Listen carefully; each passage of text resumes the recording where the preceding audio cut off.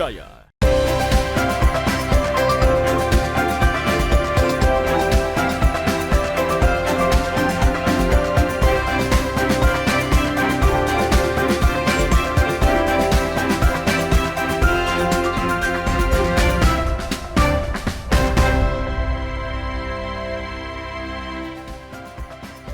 Selamat pagi saudara, apa kabar Anda hari ini? Senang sekali saya Linda Wirawan dapat kembali menjumpai Anda di program Sapa Sulsel edisi kali ini. Seperti biasa kami akan menghadirkan beragam perbincangan penting dan menarik untuk menemani aktivitas Anda di pagi hari ini. Saudara, di tengah padatnya pembangunan, keberadaan ruang terbuka hijau menjadi salah satu kebutuhan penting bagi kota modern, termasuk di kota Makassar. Tidak hanya berfungsi mempercantik kota, ruang terbuka hijau juga memiliki peran penting bagi kesehatan lingkungan, kualitas udara, hingga kenyamanan masyarakat. Lalu, bagaimana kondisi ruang terbuka hijau di Makassar saat ini? Apa tantangan yang dihadapi? Hal ini akan kita bahas bersama dengan narasumber kita. Sudah hadir di tengah-tengah studio Kompas TV, ada Bapak Amanda Syahwaldi, selaku Kepala Bidang Keanekaragaman Hayati, Dinas Lingkungan Hidup Kota Makassar. Ya. Selamat pagi Pak Amanda. Pagi Kak. Gimana kabarnya hari ini? Alhamdulillah, sehat. Terima kasih Bapak ya sudah menyempatkan waktunya di tengah-tengah kesibukan. Terima kasih sudah diundang juga. Iya Pak, kita akan membahas banyak terkait dengan bidang Bapak juga, Dinas Lingkungan Hidup, terkait ruang terbuka hijau di Kota Makassar saat ini. Boleh dijelaskan tidak Pak, mungkin secara dengan bahasa sehari-hari bagaimana kondisi ruang terbuka hijau di Kota Makassar saat ini? Jadi terima kasih. Makassar saat ini terus mengalami pengembangan dari segi pembangunan, dari segi urbanisasi, peningkatan jumlah penduduk, dan tantangan inilah yang saat ini berpengaruh kepada ruang terbuka hijau. Dan kami selaku Kepala Bidang Keanekaragaman Hayati Dinas Lingkungan Hidup Kota Makassar ini terus berupaya menambah maupun merevitalisasi baik itu taman kota, jalur hijau, serta kawasan penghijauan di berbagai titik. Nah, beberapa ruang hijau ini sudah menjadi pusat aktivitas di tengah-tengah masyarakat. Beberapa taman kota yang kita miliki seperti Taman Macan, kemudian Taman Hasanuddin, dan beberapa RT-RT lain yang dimiliki oleh Kota Makassar. Dan secara umum kebutuhan ruang terbuka hijau masih cukup besar di Kota Makassar ini, apalagi di kawasan padat penduduk dan yang di wilayahnya yang mengalami pertumbuhan sangat cepat pada saat ini. Kawasan padat penduduk di Kota Makassar itu daerah mana saja Pak? Kalau kawasan padat penduduk itu Bu, ada di Kecamatan Biringkanaya, Tamalate, Manggala, Panakukang, dan Rapocini. Oke, jadi itu tadi titik-titik kepadatan penduduk Pak ya. Tapi sebenarnya ruang terbuka hijau ini apa sih manfaat besarnya Pak untuk Kota Makassar? Kalau ruang terbuka hijau selain untuk sarana warga untuk bersosialisasi, beraktivitas, yang paling utama adalah RTH ini berfungsi mempengaruhi untuk penurunan suhu di Kota Makassar. Kalau kita rasa-rasa sekarang ini Kak, suhunya Kota Makassar biasa kadang panas banget, tiba-tiba hujan deras, angin kencang. Nah, salah satu dipengaruhi adalah kurangnya RTH di Kota Makassar ini. Dan ini bisa, kalau RTH kita ini tercukupi, insya Allah efek pemanasan itu bisa juga tertangani dengan baik. Oh, jadi ternyata ruang terbuka hijau ini juga berpengaruh terhadap suhu perubahan di Kota Makassar ya Pak ya? Betul. Nah, kalau tadi Bapak sudah katakan ada beberapa titik, misalnya Taman Macan, titik-titik apa lagi kemudian yang yang sekarang sedang di proses penanganan dalam Kota Makassar? Iya, seperti yang kita tahu, kita punya lapangan Karebosi. Taman Karebosi, kemudian ada beberapa taman yang kita miliki, dan juga ada beberapa RTH privat yang ada di kampus-kampus seperti di Unhas, Universitas Hasanuddin, kemudian di beberapa universitas yang memiliki RTH-RTH yang turut mendukung RTH kita di Kota Makassar ini, yang mana RTH ini juga yang dapat membantu menyerap polusi udara, kemudian meningkatkan kualitas udara, dan juga membantu peningkatan untuk wilayah resapan air. Jadi kalau jangan heran kalau di Makassar ini ada yang tiba-tiba tergenang, ada yang tidak banjir, karena salah satunya karena kita masih butuh peningkatan ruang terbuka hijau. Lantas Pak, untuk saat ini ruang terbuka hijau lokasinya apakah sudah merata di Kota Makassar atau seperti apa? Seperti yang kita tahu Kak, di beberapa wilayah di Kota Makassar ini seperti yang di pertengahan kota, pesisir kota itu masih jauh. Contoh seperti Kecamatan Wajo, Kecamatan Ujung Tanah, dan Kecamatan Makassar itu RTH itu sangat terbatas karena kepadatan penduduk, kemudian wilayah bisnis dan padat penduduk, sehingga beberapa wilayah RTH yang masih bisa menjadi harapan Kota Makassar itu ada di Beringkanaya, Kecamatan Beringkanaya, Tamalandrea, Kecamatan Manggala, Tamalate, dan juga kecamatan yang ada di perbatasan-perbatasan. Nah, jadi itu tadi titik-titik yang memungkinkan dibukanya RTH, Pak ya. Lantas tantangan terbesarnya apa untuk kemudian membuka sebuah ruang terbuka hijau di Kota Makassar? Jadi begini, tantangan kita ini banyak sekarang alih fungsi. Jadi kawasan-kawasan seperti yang kita lihat dari Talasa City, jadi perumahan, kemudian beberapa wilayah di daerah Barumbong itu sudah jadi perumahan, dan harapan kita ini kan kita masih ada Pulau Lakang juga. Pulau Lakang di Kecamatan Talo itu bisa sebenarnya menjadi kita buat di sana hutan kota atau taman keanekaragaman hayati karena masih belum terkontaminasi di sana. Kemudian kepadatan penduduk yang tinggi itu berpengaruh sekali Kak, dan juga yang pastinya keterbatasan anggaran. Seperti yang kita tahu, kita juga ada efisiensi saat ini dan kurangnya kesadaran sebagian masyarakat Kak di Kota Makassar ini yang taunya cuma bisa kalau ada pohon yang dilihat mengganggu, tolong tebangkan ini, tolong tebang ini. Seharusnya kan kita jaga karena satu pohon ini bisa memproduksi oksigen untuk 2-4 orang. Oke, jadi yang pertama mulai dari alih fungsi seperti itu Pak ya, kepadatan penduduk, sampai kemudian efisiensi anggaran, ini kemudian menjadi tantangan-tantangan keterbatasan untuk membuka ruang terbuka hijau yang ada di Kota Makassar. Kalau saat ini Kota Makassar sudah memenuhi kebutuhan ideal ruang terbuka hijau atau seperti apa kondisinya Pak? Secara ideal berdasarkan ketentuan nasional itu kita harus minimal punya 30% ruang terbuka hijau dari luas wilayah Kota Makassar. Ya, baik itu ruang terbuka hijau publik yang menjadi tanggung jawab pemerintah maupun privat, baik itu perumahan ataupun badan-badan usaha. Kemudian untuk mencapai target tersebut kita terus melakukan penambahan ruang terbuka hijau. Nah, itu tadi yang saya sampaikan. Masih banyak wilayah-wilayah kita ini yang bisa menjadi harapan untuk menambah persentase ruang terbuka hijau di Kota Makassar. Oke, jadi idealnya harus 30% Pak ya. Untuk saat ini di Kota Makassar berapa persen? Data kami tahun 2024, karena kami belum ada data terbaru tahun 2025, itu di angka 12% lebih. 12%? Iya, dan yang jadi kendala juga ada beberapa, baik itu perumahan maupun badan usaha yang belum menyerahkan pengelolaan PSU-nya ke pemerintah Kota Makassar. Nah, inilah yang Bapak Wali Kota kita sekarang, Bapak Priaripudin, lagi gencar-gencarnya mengejar semua penyerahan PSU.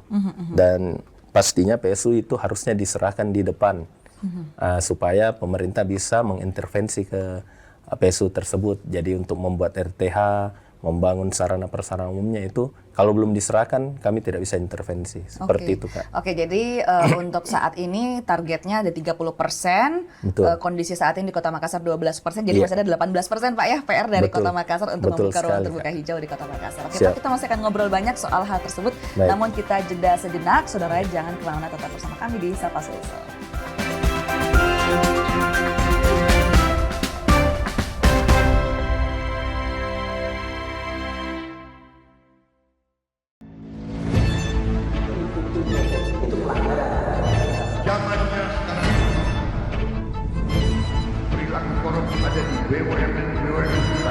Jangan lompat ke kesimpulan tanpa menjelaskan dirinya.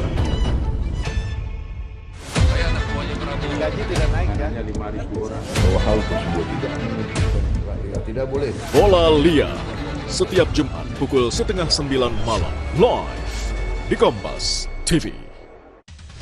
Ketahui berita dan informasi seputar kekhasan, gagasan, tantangan, serta inovasi di 38 provinsi dan 514 kabupaten kota di seluruh tanah air yang terajut menjadi inspirasi bagi bangsa. Berbagai informasi aktual dan menarik dari berbagai daerah di tanah air dalam Jurnal Nusantara. Ikuti Jurnal Nusantara setiap hari pukul 6:30 pagi, live di Kompas TV.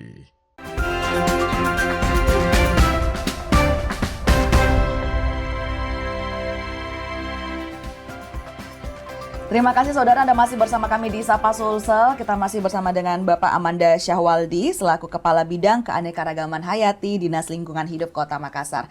Bapak, sebenarnya ruang terbuka hijau ini bisa dalam bentuk apa saja sih Pak? Mungkin buat pemirsa yang masih belum paham, ruang terbuka hijau itu selain taman, apalagi bentuk-bentuk ruang terbuka hijau?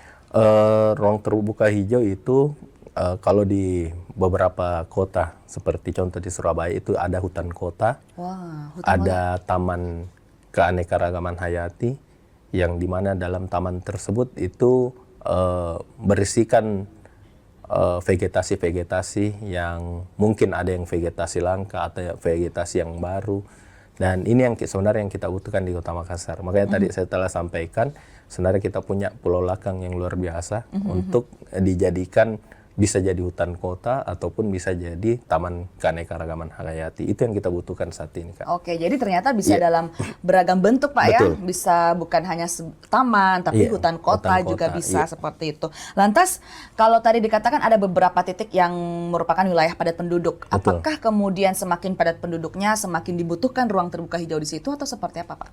Sebenarnya, semakin padat penduduk, kita sangat membutuhkan ruang terbuka hijau, karena yang tadi saya sampaikan di awal, kita butuh ruang untuk bersosialisasi, untuk warga untuk menyalurkan energi. Tapi di satu sisi juga kalau padat penduduk justru lahannya nggak ada gitu kan, Pak, ya? Keterbatasan lahan yang tadi juga saya sampaikan. Nah, inilah kami mensiasati beberapa, apalagi saat ini Kecamatan gencar melakukan penertiban bangunan liar yang mengambil fasum-fasos, dan itu sangat membantu. Karena ke depan itu bisa kami alihfungsikan untuk menjadi ruang terbuka hijau, Kak. Oke, jadi penertiban yang dilakukan juga ternyata bisa dialihfungsikan seperti itu ya, menjadi ruang terbuka hijau. Baik, Kak. Kalau bisa dikatakan bagaimana saat ini kondisi warga Kota Makassar dalam melihat ruang terbuka hijau, apakah mereka membutuhkan ruang terbuka hijau lagi atau masukan-masukannya seperti apa yang Anda dengarkan dari masyarakat? Yang paling utama kalau kita melakukan penambahan ruang terbuka hijau, itu bagaimana fasilitas-fasilitasnya itu, fasilitas penunjangnya. Ya, contoh kemarin kami kolaborasi, ada dari Dinas Sosial, kemudian ada dari komunitas difabel, itu meminta kepada pemerintah kota untuk memperhatikan fasilitas-fasilitas di ruang terbuka hijau yang dimiliki oleh pemerintah kota. Jadi mereka juga harus mendapatkan perhatian, artinya RTH yang ramah untuk saudara-saudara kita yang difabel, seperti itu. Oke, lantas apakah kemudian menurut Anda warga Kota Makassar betul-betul memanfaatkan ruang terbuka hijau dari pandangan Anda? Dari yang kami perhatikan, beberapa titik RTH itu dimanfaatkan dengan baik oleh masyarakat. Namun ada juga yang RTH yang dimiliki secara privat, contoh di kawasan CPI, itu kan milik swasta tapi dimanfaatkan juga untuk masyarakat. Artinya masyarakat Kota Makassar memang sangat membutuhkan ruang terbuka hijau untuk bagaimana mereka menyalurkan energi, menyalurkan kegiatan-kegiatan yang positif di RTH yang baik itu dimiliki publik, dimiliki oleh pemerintah maupun dimiliki oleh privat atau swasta. Oke, justru sekarang banyaknya kegiatan-kegiatan positif ya Pak Mandaya, seperti olahraga, itu kemudian yang membuat ruang terbuka hijau ini dimanfaatkan semaksimal mungkin oleh warga Kota Makassar. Lantas apa kendala yang paling sering dihadapi pemerintah dalam menjaga ruang terbuka hijau, Pak? Beberapa kendala kami seperti ya kita tahu remaja-remaja kita saat ini banyak yang sering melakukan vandalisme, pengrusakan fasum, fasos, kemudian belum sadar untuk melakukan pembuangan sampah di tempat yang benar, belum memilah sampahnya, kemudian keterbatasan itu tadi lagi, keterbatasan lahan dan anggaran, kemudian kondisi cuaca. Kondisi cuaca terkadang juga berpengaruh, Pak ya? Beberapa hari yang lalu kita sempat hujan, beberapa jam hujan itu pohon kami mendapat laporan pohon tumbang lebih dari 10. Artinya cuaca ekstrim juga sangat mempengaruhi. Kemudian kurangnya partisipasi masyarakat. Nah inilah yang tadi yang kami sampaikan, kami terus mengajak, mengedukasi melalui teman-teman di kecamatan maupun di kelurahan, bagaimana mengedukasi bahwa pentingnya RTH ini untuk keberlangsungan hidup kita, untuk anak cucu kita ke depan. Oke, kalau Anda katakan tadi banyak remaja-remaja yang melakukan vandalisme di RTH di Kota Makassar. Apakah itu berarti keterlibatan masyarakat dalam menjaga dan merawat ruang terbuka hijau itu masih rendah, Pak, di Kota Makassar? Bisa dibilang seperti itu. Karena itu pun juga kejadiannya mungkin bukan di siang hari. Biasanya itu terjadi di malam hari. Seperti perusahaan-perusahaan fasilitas. Kemudian beberapa taman kita kan memang tidak dijaga dengan baik oleh perangkat-perangkat kita. Jadi ini perlu menjadi perhatian khusus bagaimana RTH kita, taman-taman kita atau ruang terbuka hijau kita ini betul-betul menjadi perhatian juga untuk teman-teman dari aparat untuk memperhatikan.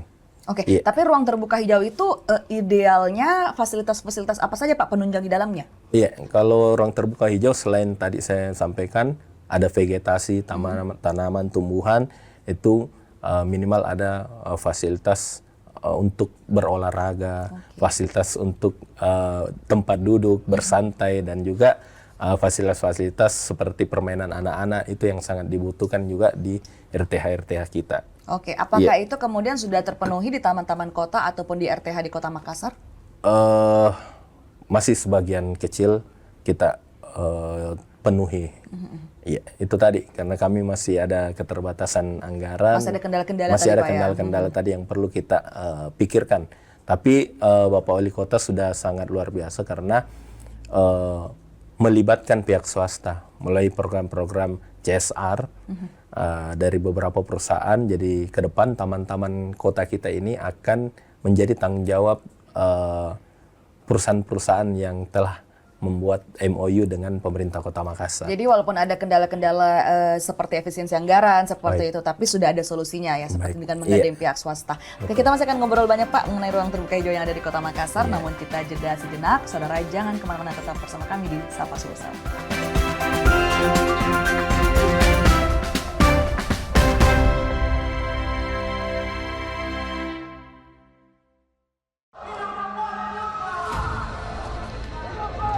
Sebuah penelusuran jurnalis Gambarkan situasi di depan dari Polda Metro Jaya, tidak hanya di bagian dalam, kemudian akan disampaikan polisi lepaskan. Tampaknya suasana sudah tidak kondusif. investigasi untuk mencari bukti. Tapi yang harus dibuktikan adalah lokasinya. Anda berani menilai kemudian hak angket ini akan berujung pada pemakzulan. Dipo Investigasi setiap Senin pukul 8:30 malam di Kompas TV.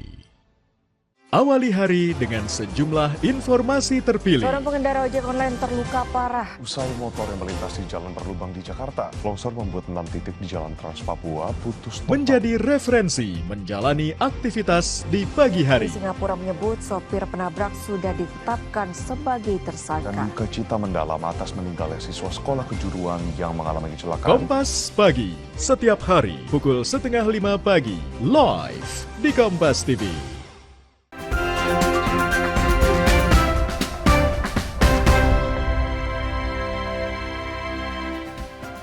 Terima kasih saudara, Anda masih bersama kami di Sapa Sulsel. Kita masih bersama dengan Amanda Syawaldi selaku Kepala Bidang Keanekaragaman Hayati Dinas Lingkungan Hidup Kota Makassar. Bapak, tadi kita sudah ngobrol banyak nih Pak soal ruang terbuka hijau, kendalanya, tantangannya, bahkan solusinya sudah disampaikan semua kepada masyarakat.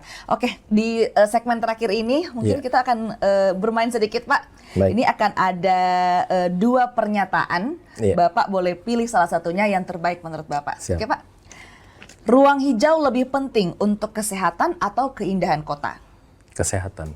Lebih penting menambah taman kota atau penanaman pohon di jalan? Penanaman pohon. Anak muda sekarang lebih suka nongkrong di kafe atau ruang terbuka publik? Di kafe kalau saat ini. Oke, lebih penting penghijauan di permukiman atau di pusat kota? Di permukiman.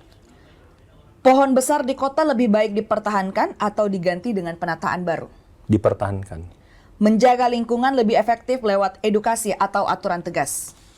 Aturan tegas. Oke. Kalau tadi pilih salah satu Pak, kalau sekarang setuju atau tidak setuju Pak ya? Makassar masih membutuhkan lebih banyak ruang terbuka hijau. Setuju. Ruang hijau berpengaruh terhadap kualitas hidup masyarakat kota. Setuju. Kesadaran masyarakat menjaga lingkungan masih perlu ditingkatkan. Setuju. Sangat setuju Pak ya? Sangat setuju. Taman kota dapat menjadi ruang interaksi sosial masyarakat. Sangat setuju. Ya. Penghijauan harus dimulai dari lingkungan rumah masing-masing. Sangat setuju. Kota yang nyaman bukan hanya soal pembangunan fisik. Betul sekali. Kalau tadi Anda katakan bahwa ruang hijau sangat berpengaruh terhadap kualitas hidup masyarakat kota. Berpengaruhnya itu kualitas kesehatan kah atau seperti apa Pak? Yang kita lihat sekarang, salah satu program unggulan Bapak Wali Kota Makassar dan Ibu Wakil Wali Kota Makassar itu bagaimana menggerakkan masyarakat untuk melakukan urban farming. Urban farming ini bagaimana masyarakat melakukan penanaman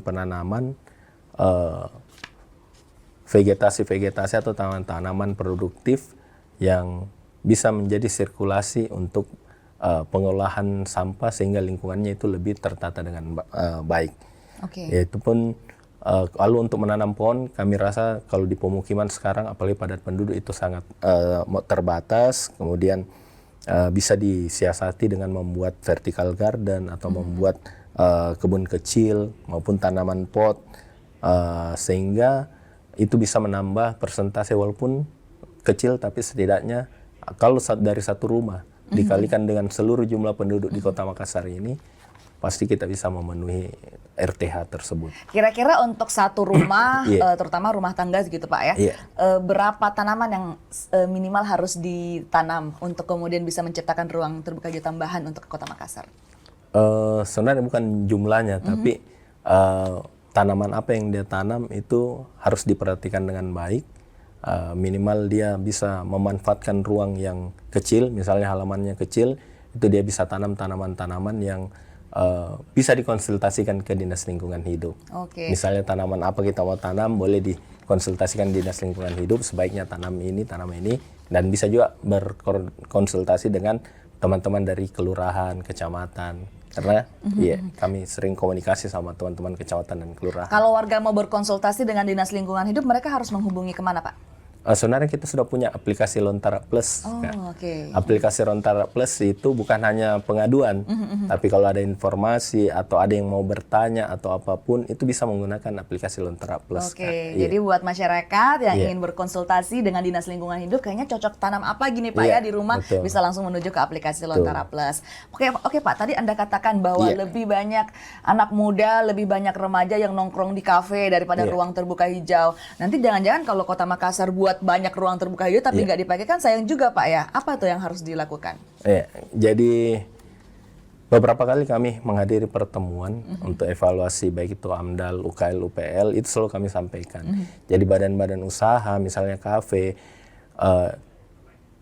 kami minta untuk kafenya itu dibuat memenuhi juga standar RTH yang dibutuhkan oleh Kota Makassar. Jadi selain anak-anak muda kumpul di kafe, mereka juga kumpul di RTH privat yang dibuat oleh teman-teman pengusaha-pengusaha atau badan-badan usaha.